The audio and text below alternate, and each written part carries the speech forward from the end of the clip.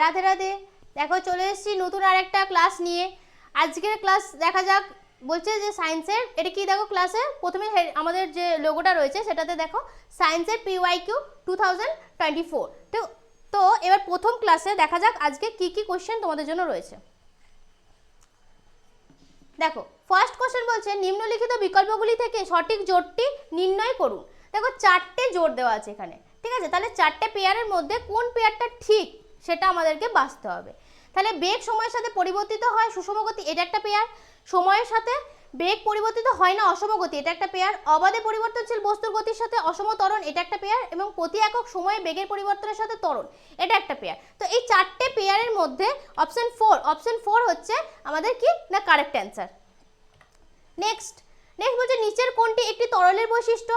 এর নির্দিষ্ট আকৃতি এবং আয়তন আছে, এটি ক্ষয়, এটি অত্যন্ত সংকোচনশীল এবং এটির নির্দিষ্ট আয়তন আছে কিন্তু নির্দিষ্ট আকৃতি নেই। তো দেখো তরল কি হয়, তরল যে পাত্রে রাখা হয় সেই পাত্রের আকার ধারণ করে, ঠিক আছে? মানে সেই যে পাত্রে তুমি রাখবে সেই পাত্রেই তরল সেরকমভাবে থাকবে। তাহলে সেক্ষেত্রে দেখো চারটে অপশনের মধ্যে এটা বোঝায় যে নির্দিষ্ট তরলের একটা আয়তন আছে কিন্তু নির্দিষ্ট কোনো আকৃতি নেই, ঠিক আছে? তাহলে অপশন 4 হচ্ছে আমাদের কারেক্ট অ্যান্সার। নেক্সট বলছে যখন আমরা চালকের দিকে মুখ করে বাসে দাঁড়িয়ে থাকি এবং বাসটি হঠাৎ চলতে শুরু করে তখন আমরা কোন দিকে ঝুঁকে পড়ি? তো সামনের দিকে, বাম দিকে, পিছনের দিকে নাকি ডান দিকে? দেখো এক্ষেত্রে আমাদের কি হয় না, আমাদের যখন বাসটা দাঁড়িয়ে থাকে তখন কি হয়, আমাদের বডিটাও স্থির থাকে। তাহলে তখন যখন হঠাৎ করে বাসটা চলতে শুরু করে আমাদের বডিটা কি করে না পিছনের দিকে সেই একই পোর্শনে থাকার জন্য চেষ্টা করে, তার জন্য আমাদের বডিটা কি হয় না পিছনের দিকে ঝুঁকে পড়ে। তো অপশন 3 হচ্ছে আমাদের কারেক্ট অ্যান্সার। ওকে, নেক্সট বলছে তড়িৎ বিশ্লেষণ পরিশোধন পদ্ধতিতে ক্যাথোড কি দ্বারা গঠিত হয়? ধাতুর লবণ, অশুদ্ধ ধাতু, সংকর ধাতু না বিশুদ্ধ ধাতু? তো তড়িৎ বিশ্লেষণ পরিশোধন পদ্ধতিতে বিশুদ্ধ ধাতু দ্বারা গঠিত হয় ক্যাথোড, ঠিক আছে? অপশন 4 হচ্ছে কারেক্ট অ্যান্সার। নেক্সট পদার্থের অম্লীয় বা ক্ষারকীয় প্রকৃতি পরীক্ষা করার জন্য নিচের কোনটি ঘ্রাণ সূচক? মিথাইল অরেঞ্জ, ভ্যানিলা সুগন্ধি, লাল লিটমাস নাকি ফেনোলফথ্যালিন? তো এই চারটের মধ্যে ভ্যানিলা সুগন্ধি অপশন 2 হচ্ছে আমাদের কারেক্ট অ্যান্সার। আচ্ছা নেক্সট কি গ্রোথ হরমোনের কাজ কি? গ্রোথ হরমোন কি করে?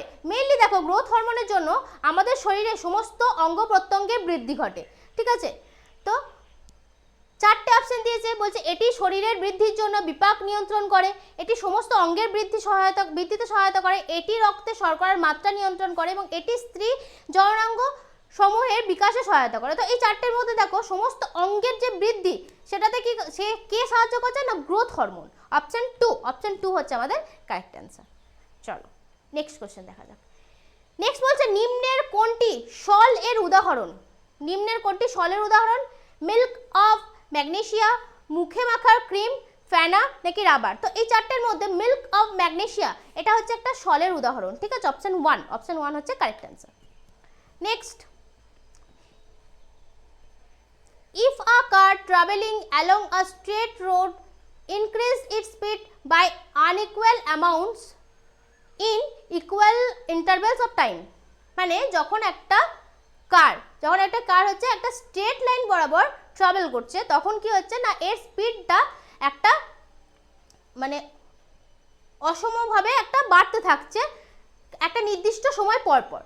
তো কি বলছে তখন না then the car is said to be moving with uniform velocity, non uniform acceleration, uniform speed, uniform acceleration। তো এক্ষেত্রে দেখো অপশন 2 নন ইউনিফর্ম অ্যাসিলারেশন। তাহলে তখন কি হবে না কারে বলছে যে then the car is said to be moving with non uniform acceleration, ঠিক আছে? চলো নেক্সট কোশ্চেন বলছে তড়িৎ বিশ্লেষণ পরিশোধন প্রক্রিয়ায় যে উপস্থিত অশুদ্ধিগুলি তলদেশে স্থিতিয়ে যায় সেই অশুদ্ধিগুলিকে ড্যাশ বলা হয়? ক্যাথোড মাঠ বলে, তড়িৎ বিশ্লেষণ মাঠ বলে, গ্যাং বলে নাকি অ্যানোড মাঠ বলা হয়? তো এক্ষেত্রে এটাকে অ্যানোড মাঠ বলা হয়, যেটা অপশন 4 রয়েছে দেখো, ঠিক আছে? অপশন 4 হচ্ছে আমাদের কারেক্ট অ্যান্সার। নেক্সট বিভাজনের সময় দুটি কোষের বিভাজন যে কোনো তলে ঘটতে পারে, কোন প্রোটোজোয়ায় এই ধরনের বিভাজন সজ্জাক্রম পরিলক্ষিত হয়? হাইড্রা, প্লাজমোডিয়াম, অ্যামিবা নাকি লেশম্যানিয়া? তো এক্ষেত্রে অ্যামিবা হচ্ছে আমাদের কারেক্ট অ্যান্সার, অপশন 3, ঠিক আছে? চলো নেক্সট নিম্নলিখিতগুলির মধ্যে কোনটি পরিপাকতন্ত্রে খাদ্য চলাচলের ঠিক ক্রম? মুখগহ্বর বা পাকস্থলী, খাদ্যনালী এটা, নাকি খাদ্যনালী মুখগহ্বর পাকস্থলী, নাকি খাদ্যনালী পাকস্থলী মুখগহ্বর, নাকি মুখগহ্বর খাদ্যনালী পাকস্থলী? তো কি হয়, পরিপাকতন্ত্রের খাদ্য চলাচলের যে রাস্তাটা সেটা কি হয়, প্রথমে আমরা মুখ দিয়ে খাবারটা গ্রহণ করি, তারপরে খাদ্যনালী দিয়ে সেটা যায় এবং শেষে সেটা পাকস্থলীতে পৌঁছায়। তাহলে অপশন 4 হচ্ছে আমাদের কারেক্ট অ্যান্সার।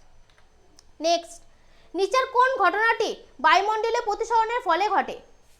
দেখো 4টে অপশন দিয়েছে। কোনো বস্তুর বর্ধিত প্রতিবিম্ব তৈরি করার জন্য বক্রতলীয় দর্পণ, সমতল দর্পণ দ্বারা প্রতিবিম্ব গঠন, একটি রংধনু বা রামধনু গঠিত হওয়া, আগে সূর্যোদয় এবং দেরিতে সূর্যাস্ত। এই 4টের মধ্যে বায়ুমণ্ডলীয় প্রতিসরণের ফলে ঘটে থাকে আগে সূর্যোদয় এবং দেরিতে সূর্যাস্ত। অপশন 4 হচ্ছে কারেক্ট অ্যান্সার। নেক্সট, কোনটি অন্তঃকোষীয় পরিবহনের জন্য একটি পথ এবং একটি উৎপাদন পৃষ্ঠ উভয় হিসাবে কাজ করে? তো এক্ষেত্রে দেখো 4টে অপশন দিয়েছে। তো এর মধ্যে এন্ডোপ্লাজমিক রেটিকুলাম এটি কি না অন্তঃকোষীয় পরিবহনের জন্য একটি পথ এবং এটি একটি উৎপাদন পৃষ্ঠ হিসেবে কাজ করে। বেশ। নেক্সট কি, উদ্ভিদের নমনীয়তা কোন কোনো স্থায়ী কলার কারণে হয়, যা গাছের বিভিন্ন অংশ যেমন আকর্ষ এবং কাণ্ড ভাঙা ছাড়া বাঁকতে দেয়? তো এক্ষেত্রে দেখো এটা কোলেনকাইমার জন্য ব্যাপারটা ঘটে থাকে, ঠিক আছে। অপশন 3তে দেখো, অপশন 3 রয়েছে আমাদের কারেক্ট অ্যান্সার।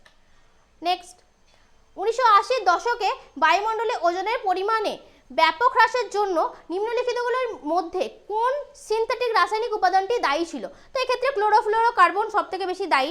4টে অপশনের মধ্যে দেখো ক্লোরোফ্লোরোকার্বন যেটা আমাদের অপশন 2তে রয়েছে এটা সব থেকে বেশি দায়ী, ঠিক আছে।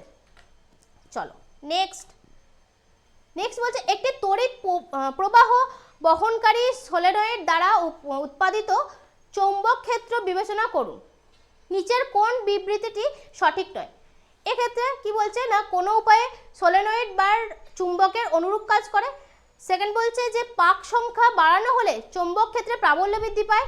আচ্ছা 3 নম্বরে বলছে বাইরে কিন্তু সলেনয়েডের কাছে চৌম্বক ক্ষেত্রে প্রাবল্যের মান অত্যন্ত বেশি।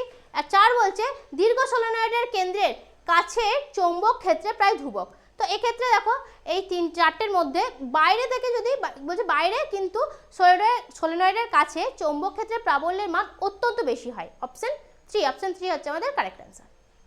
চলো নেক্সট, যখন গ্রোথ হরমোনের মাত্রা কম থাকে তখন একটি growth hormone releasing factor release করে এবং পিটুইটারি গ্রন্থিকে গ্রোথ হরমোন নিঃসরণে উদ্দীপিত করে। কে? অ্যাড্রিনালিন গ্রন্থি, অগ্নাশয়, হাইপোথ্যালামাস, থাইরয়েড গ্রন্থি। তা দেখো হাইপোথ্যালামাস এই কাজটা কি করে না হাইপোথ্যালামাস। আচ্ছা দেখো তৎকালীন ব্যাচের রুটিনটা একবার দেওয়া আছে তোমাদের জন্য, ঠিক আছে। চলো আজকের ক্লাসে যদি ভালো লেগে থাকে লাইক, কমেন্ট, শেয়ার, সাবস্ক্রাইব করবে, ঠিক আছে, আর ভালো করে পড়তে থাকো।